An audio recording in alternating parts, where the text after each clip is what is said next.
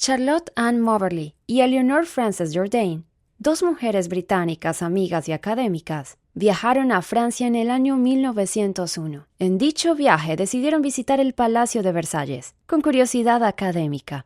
Sin embargo, vivirían una de las experiencias más fascinantes de la historia del palacio, y tendrían un contacto al parecer sobrenatural e inexplicable. Algunos presumen que pudo tratarse de un viaje en el tiempo, exactamente al siglo XVIII, tiempo en el que la corte de María Antonieta aún se encontraba presente en el Palacio de Versalles. Su relato fue publicado en el libro An Adventure, en el que detallan cómo aparentemente se encontraron con figuras del pasado. Según lo relatado en el libro, Moberly y Jourdain compartieron un sentimiento opresivo y extraño durante su visita. Sin embargo, no hablaron inmediatamente de lo ocurrido. Solo hasta un tiempo posterior empezaron a recordar paulatinamente los encuentros y los momentos vividos, especialmente en el Petit Trianon. Fue al tener esta conversación donde se confesaron haber compartido el mismo sentimiento de confusión, extrema quietud y opresión, razón por la que empezaron a cuestionarse si el Petit Trianon se encontraba embrujado. Al darse cuenta que su versión de los hechos se diferenciaba levemente en el encuentro con alguno de los personajes, acordaron redactar relatos detallados e independientes de lo vivido aquel día de agosto en su visita a Versalles.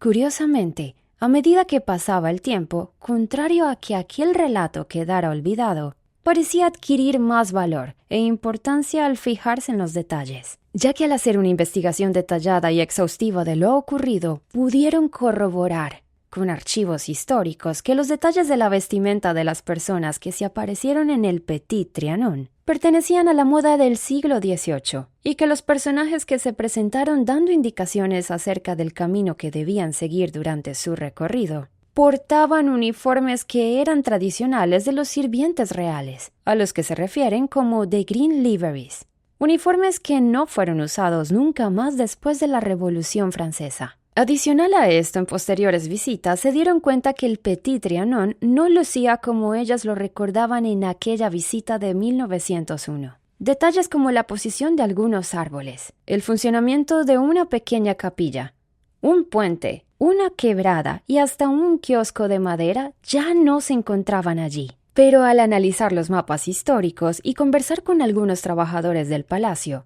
pudieron comprobar y llegar a la conclusión de que el aspecto que recordaban del Petit Trianon era justo como se encontraba en el siglo XVIII, más de 100 años antes de su visita. ¿Cómo pudo ser esto posible? A continuación, un fragmento del libro An Adventure, o Una aventura en español, donde la señorita Jourdain relata los detalles de su primera visita al Petit Trianon en 1901, cuando se encontraba acompañada de Charlotte Ann Moberly. La señorita Moberly sugirió que viéramos la parte histórica de París en algo así como un orden cronológico, y estaba deseando verla prácticamente por primera vez con ella. Así que decidimos ir a Versalles algún día, aunque a regañadientas, ya que sentíamos que divergía de nuestro plan de ir allí demasiado pronto. No sabía qué esperar, ya que mi ignorancia del lugar y su importancia era extrema. Así que buscamos direcciones generales y confiamos en encontrar nuestro camino en ese momento. Después de pasar algún tiempo en el palacio, bajamos por las terrazas y golpeamos a la derecha para encontrar el Petit Trianon. Caminamos por una cierta distancia con un callejón boscoso, y luego nos encontramos con los edificios del Gran Trianon. Seguimos así en la dirección del Petit Trianon, pero justo antes de llegar a lo que sabíamos que después era la entrada principal, vi una puerta que conducía a un camino cortado profundamente por debajo del nivel del suelo de arriba. Y como el camino estaba abierto y tenía el aspecto de una entrada que se usaba, dije, ¿intentamos este camino? Y al tomar el camino nos llevó a la casa, y lo seguimos. A nuestra derecha vimos algunos edificios agrícolas que parecían vacíos y desiertos. Los implementos, entre otros un arado, estaban allí tirados. Miramos hacia adentro, pero no vimos a nadie. La impresión era bastante triste. Pero no fue hasta que llegamos a la cresta del terreno elevado, donde había un jardín, que comencé a sentir como si nos hubiéramos perdido en el camino. Se sentía como si algo estuviera mal. Había dos hombres allí, con vestimenta oficial de color verde, Tenían algo en sus manos, podría haber sido un bastón. Una carretilla y algunas otras herramientas de jardinería estaban cerca de ellos, y nos dijeron en respuesta a mi consulta que siguiéramos directamente. Recuerdo repetir mi pregunta porque respondieron de una manera aparentemente casual y mecánica, pero solo obtuvimos la misma respuesta de la misma manera. Mientras estábamos paradas allí, vi a la derecha de nosotros una cabaña independiente de construcción sólida, con escalones de piedra en la puerta. Y allí, una mujer y una chica estaban de pie en la puerta, y me di cuenta particularmente de su vestido. Era un poco inusual, ambas llevaban pañuelos blancos metidos en el corpiño. Y el vestido de la chica, aunque parecía solo 13 o 14 años, estaba hasta los tobillos. La mujer le estaba pasando una jarra a la chica, y ésta llevaba una gorra blanca cerrada. Continuábamos el camino con las instrucciones de los dos hombres, pero el camino que se nos señaló parecía alejarse de donde imaginábamos que estaba el Petit Trianon, y allí había un sentimiento de depresión. Mucha soledad. El lugar se sentía extraño. Empecé a sentirme como si estuviera caminando mientras dormía. Era un sueño pesado y opresivo. Por fin encontramos con un camino que cruzaba el nuestro y vimos frente a nosotros un edificio que consistía en algunas columnas abiertas. Sentado en esos escalones había un hombre con una pesada capa negra alrededor de los hombros y un sombrero holgado. En ese momento, el sentimiento espeluznante que había comenzado en el jardín culminó en una impresión definitiva. Era algo extraño y aterrador. El hombre giró lentamente su rostro, que estaba marcado por la viruela. Su tez era muy oscura, la expresión era muy malvada y, sin embargo, poco visible. Y aunque no sentí que nos estuviera mirando particularmente, sentí simplemente una repugnancia por pasar cerca de él. Pero no quería mostrar el sentimiento. Pensé que no tenía sentido. Y así hablamos sobre la mejor manera de girar. Allí fue cuando decidimos ir a la derecha. Y de repente escuchamos a un hombre corriendo detrás de nosotras que gritó: «¡Madame! ¡Madame!». Y cuando me di la vuelta con un acento que me parecía inusual, nos aseguró que el camino se dirigía en otra dirección. Dijo en francés algo como «Il ne faut pas passer par là». Luego hizo un gesto añadiendo «par ici, la maison». Aunque nos sorprendió que nos abordaran, nos alegramos de la dirección y le dimos las gracias. El hombre salió corriendo con una sonrisa curiosa en su rostro. Su carrera cesó tan abruptamente como había empezado, no muy lejos de donde estábamos. Recuerdo que el hombre era de aspecto joven, con una tez florida y el pelo bastante largo y oscuro. No recuerdo el vestido, excepto que el material era oscuro y pesado, y que el hombre llevaba zapatos con hebilla. Caminamos cruzando un pequeño puente que atravesaba un banco verde en lo alto de nuestra mano derecha, y estantes abajo, como una pequeña piscina de agua eclipsada, brillaba de alguna manera. Entonces un pequeño arroyo descendió de arriba de nosotros, tan pequeño que parecía perderse antes de llegar a la pequeña piscina. Luego seguimos un camino estrecho hasta que casi de inmediato nos encontramos con los ingleses. Frente al jardín del Petit Trianon, el lugar estaba desierto.